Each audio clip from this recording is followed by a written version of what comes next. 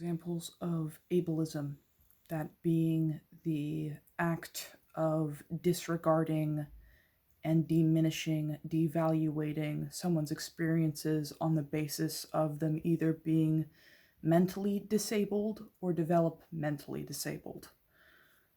Some very common forms of ableism that I see all the time is, well, these people are just crazy and mentally ill, so their opinions don't matter, and they can't decide things for themselves or their community because they're just mentally ill. And they equate that to being crazy, and they equate that to being they can't make decisions for themselves, and they shouldn't be allowed to make decisions for themselves or their own people, and we should talk on their behalf instead.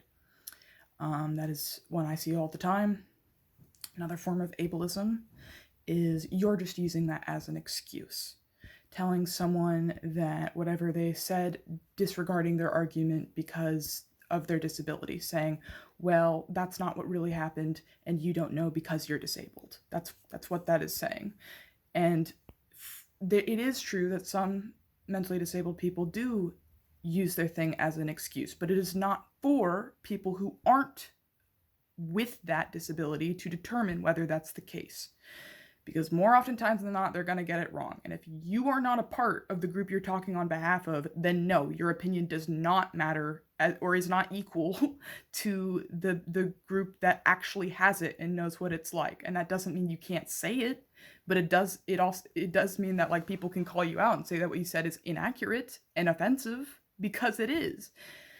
And I'm just so fucking sick of this constant ableism being filtered as, oh no, we're just trying to protect these people. And you just don't know really because you're too, with autism, it's like, oh, you're too high functioning to actually know what it's like for other autistic people. And then if someone is what the neurotypical people call lower functioning, even though the functioning labels are incredibly offensive to autistic people who actually like know the history of it and understand what it's actually being used for, people will be like, oh, well, you don't know what it's like because my kid has it this way. And it's always, what it is with a person they know. When you know one autistic person, you only know one, and it can vary incredibly drastically differently from person to person.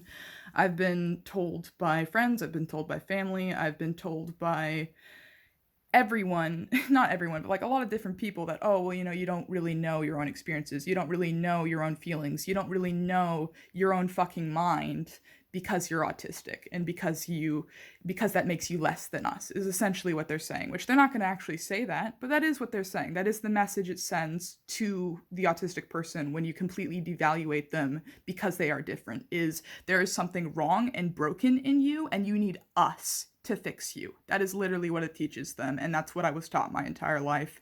And I'm sick of seeing it. I'm sick of seeing it online. I'm sick of having to deal with it. And it pisses me the fuck off. It really does. Because it's like I have all of this different shit going on and I can't just exist. I have to fight it. I have to speak up. Because if I don't, then no one else is fucking gonna do it. No one else gives a shit other than the people who actually have to experience it. So I have to say something. Because otherwise, the people with the money and the privilege and the power, they win. And they can just say whatever the fuck they want about us when they don't even know what it's like because they don't have it.